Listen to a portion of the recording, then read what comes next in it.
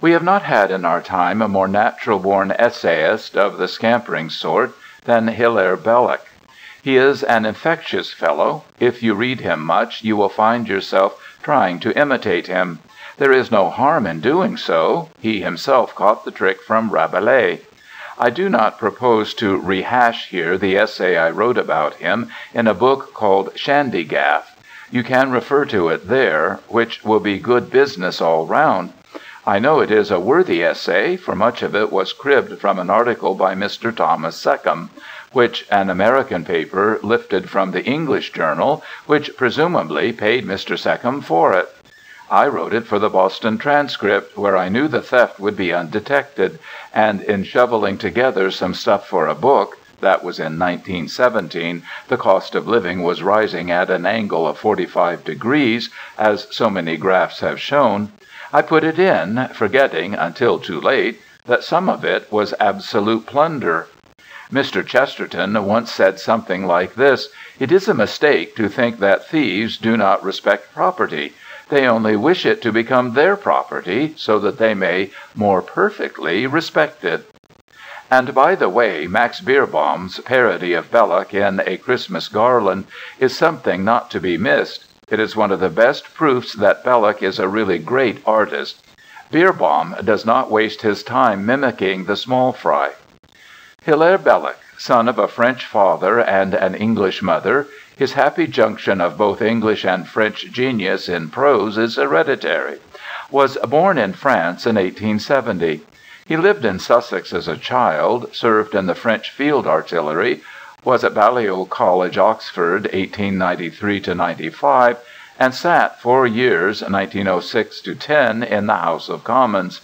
Certainly you must read among his gatherings of essays On Nothing, On Everything, On Something, Hills and the Sea, First and Last.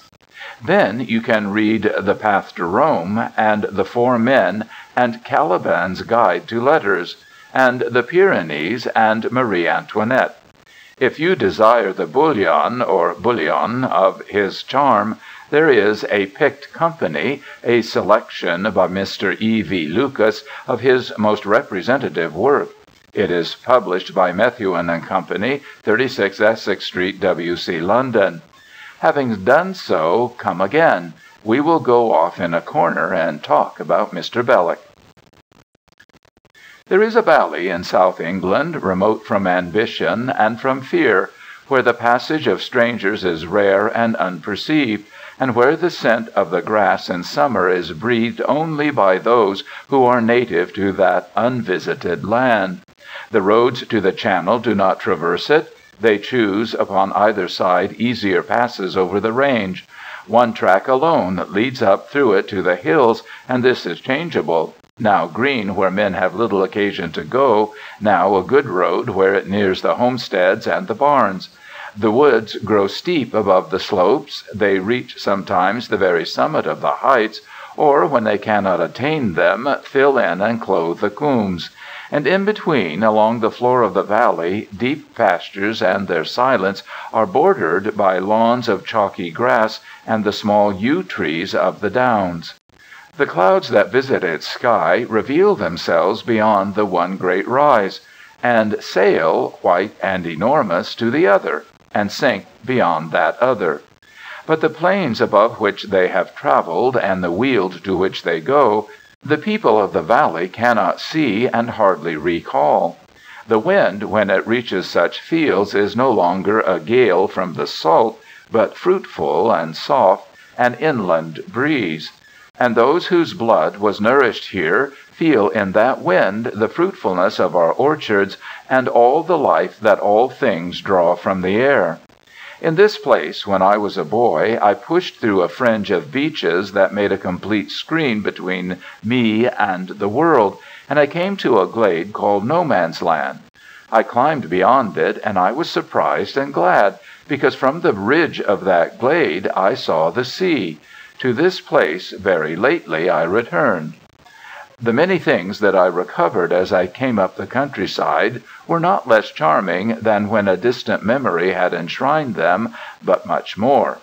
Whatever veil is thrown by a longing recollection had not intensified nor even made more mysterious the beauty of that happy ground. Not in my very dreams of morning had I, in exile, seen it more beloved or more rare. Much also that I had forgotten now returned to me as I approached: a group of elms, a little turn of the parson's wall, a small paddock beyond the graveyard close, cherished by one man, with a low wall of very old stone guarding it all around. And all these things fulfilled and amplified my delight, till even the good vision of the place, which I had kept so many years, left me and was replaced by its better reality. Here, I said to myself, is a symbol of what some say is reserved for the soul, pleasure of a kind which cannot be imagined save in a moment when at last it is attained. When I came to my own gate and my own field, and had before me the house I knew, I looked around a little, though it was already evening, and I saw that the grass was standing as it should stand when it is ready for the scythe.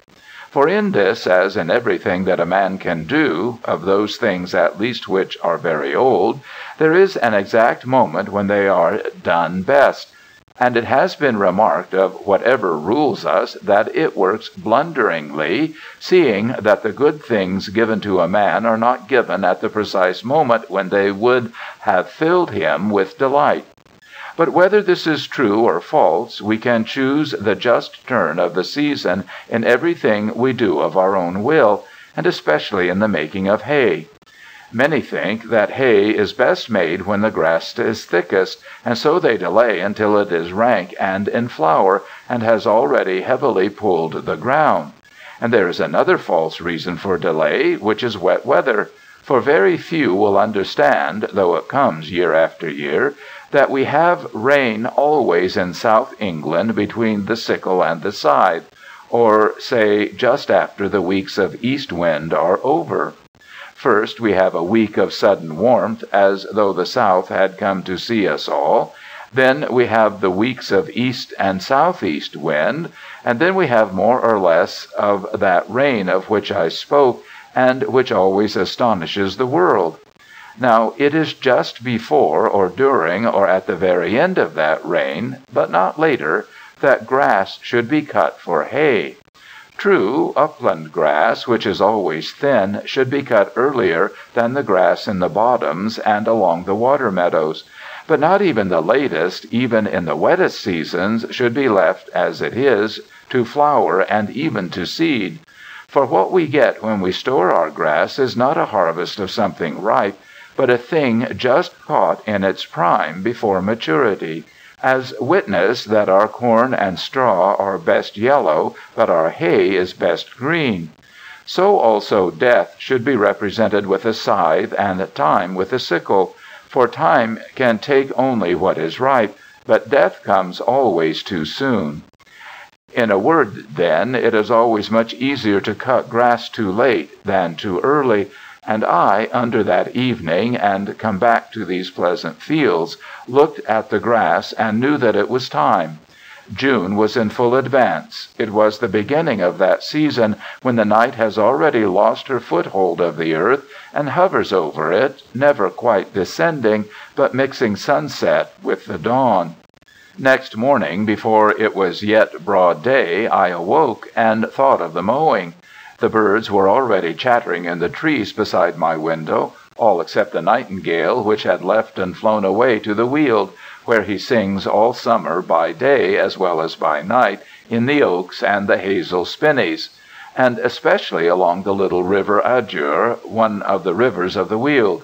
The birds and the thought of the mowing had awakened me, and I went down the stairs and along the stone floors to where I could find a scythe, and when I took it from its nail, I remembered how, 14 years ago, I had last gone out with my scythe, just so, into the fields at morning.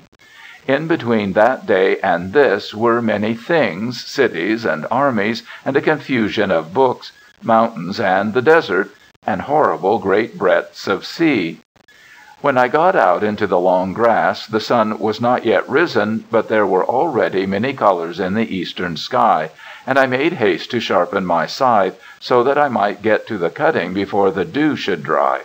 Some say that it is best to wait till all the dew has risen, so as to get the grass quite dry from the very first. But though it is an advantage to get the grass quite dry, yet it is not worth while to wait till the dew has risen.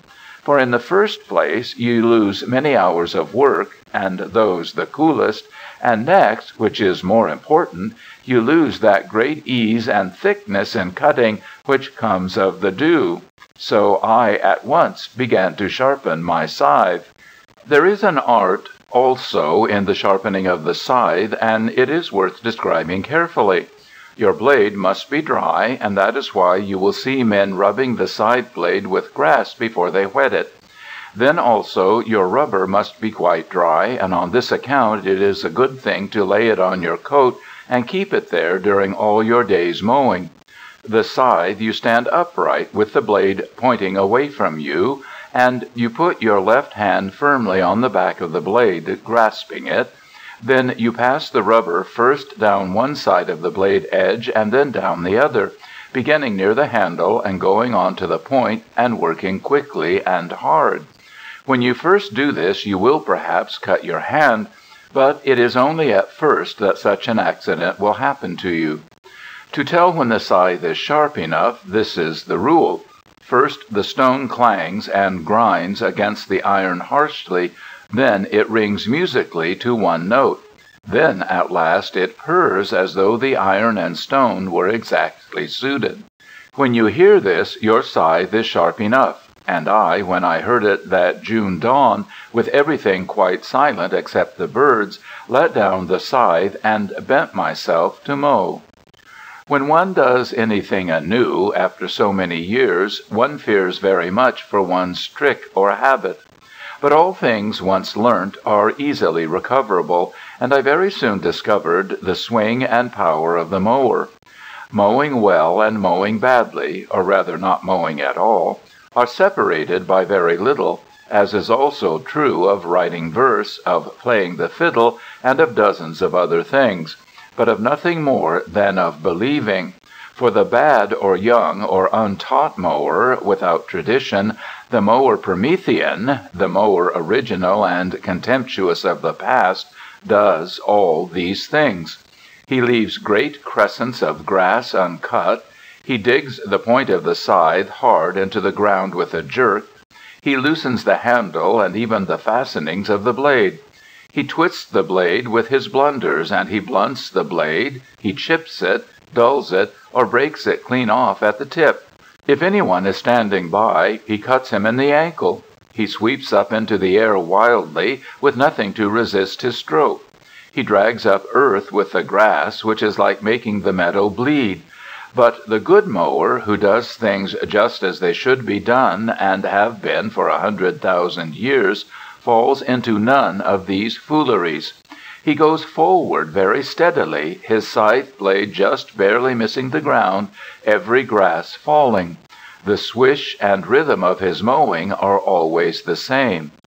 So great an art can only be learnt by continual practice, but this much is worth writing down, that, as in all good work, to know the thing with which you work is the core of the affair. Good verse is best written on good paper with an easy pen, not with a lump of coal on a whitewashed wall. The pen thinks for you, and so does the scythe mow for you, if you treat it honorably and in a manner that makes it recognize its service. The manner is this: you must regard the scythe as a pendulum that swings, not as a knife that cuts. A good mower puts no more strength into his stroke than into his lifting. Again, stand up to your work. The bad mower, eager and full of pain, leans forward and tries to force the scythe through the grass. The good mower, serene and able, stands as nearly straight as the shape of the scythe will let him, and follows up every stroke closely, moving his left foot forward. Then also let every stroke get well away. Mowing is a thing of ample gestures, like drawing a cartoon. Then again, get yourself into a mechanical and repetitive mood. Be thinking of anything at all but your mowing, and be anxious only when there seems some interruption to the monotony of the sound. In this, mowing should be like one's prayers, all of a sort and always the same, and so made that you can establish a monotony and work them, as it were, with half your mind. That happier half, the half that does not bother.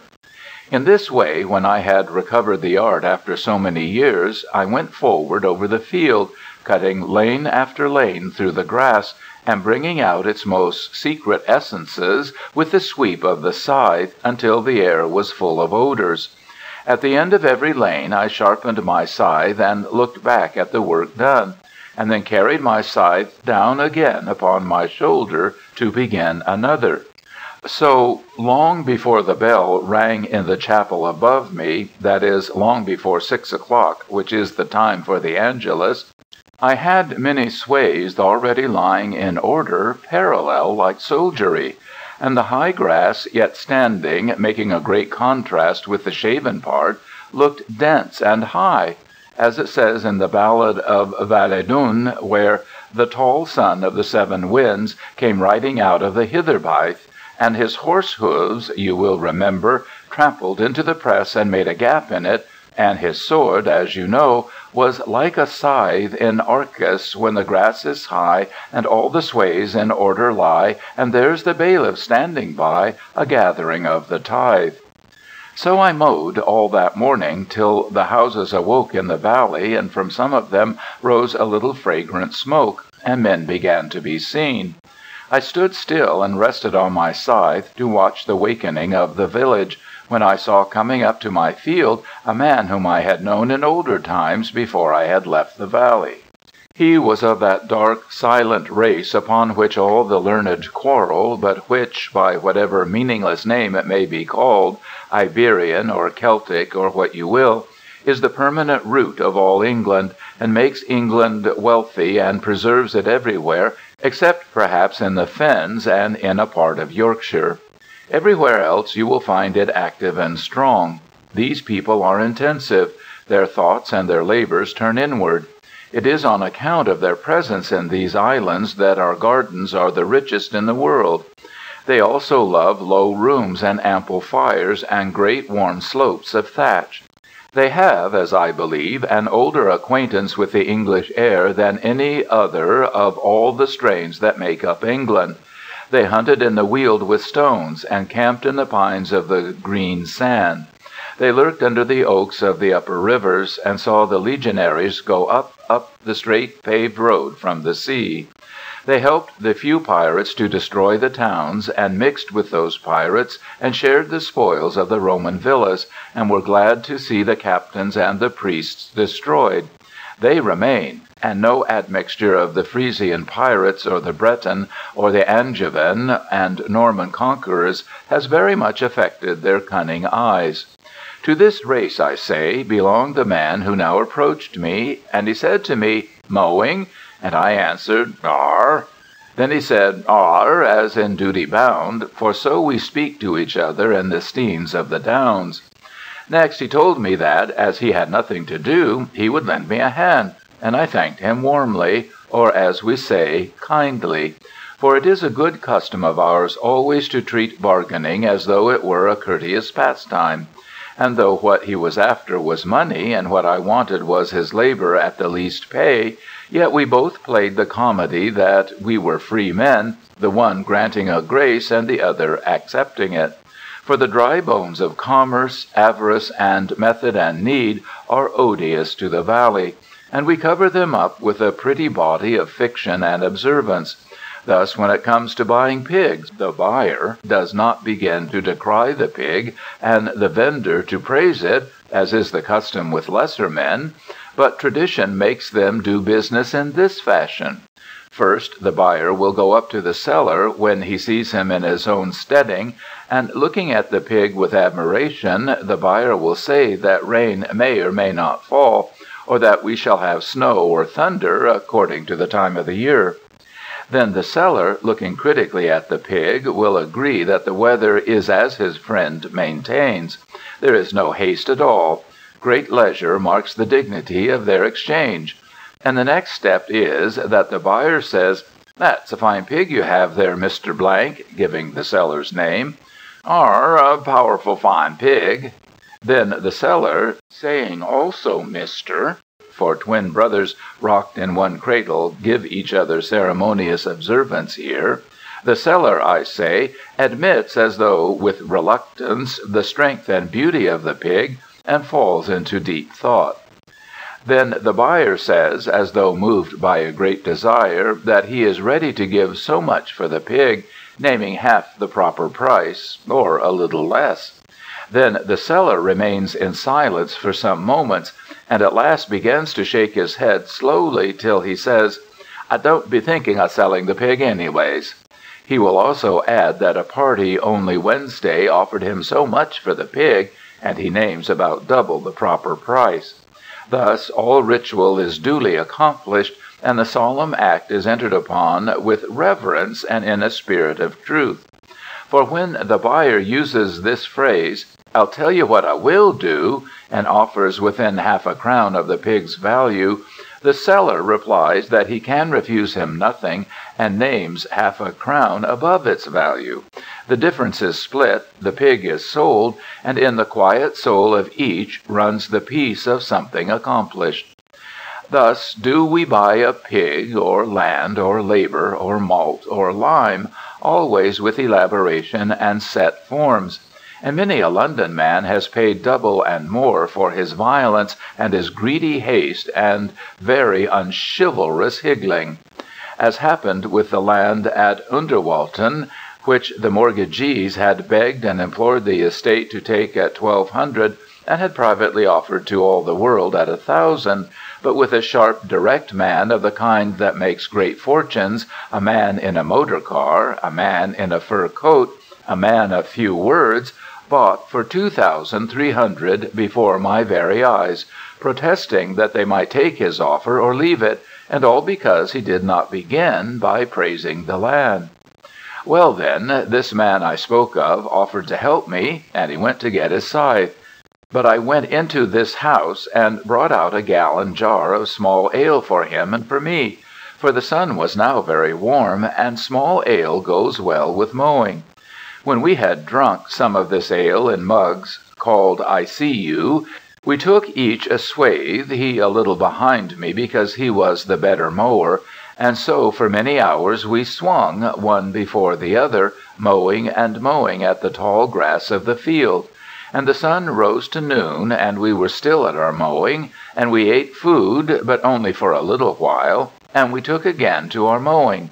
And at last there was nothing left but a small square of grass, standing like a square of linesmen who keep their formation, tall and unbroken, with all the dead lying around them when the battle is over and done. Then for some little time I rested after all those hours, and the man and I talked together, and a long way off we heard in another field the musical sharpening of a scythe. The sunlight slanted, powdered and mellow, over the breadth of the valley, for day was nearing its end. I went to fetch rakes from the steading, and when I had come back the last of the grass had fallen, and all the field lay flat and smooth, with a very green short grass in lanes between the dead and yellow swathes. These swathes we raked into cocks to keep them from the dew against our return at daybreak, and we made the cocks as tall and steep as we could, for in that shape they best keep off the dew, and it is easier also to spread them after the sun has risen. Then we raked up every straggling blade until the whole field was a clean floor, for the tedding and the carrying of the hay next morning. The grass we had mown was but a little over 2 acres, for that is all the pasture on my little tiny farm. When we had done all this, there fell upon us the beneficent and deliberate evening, so that, as we sat a little while together near the rakes, we saw the valley more solemn and dim around us, and all the trees and hedgerows quite still, and held by a complete silence. Then I paid my companion his wage, and bade him a good night, till we should meet in the same place before sunrise.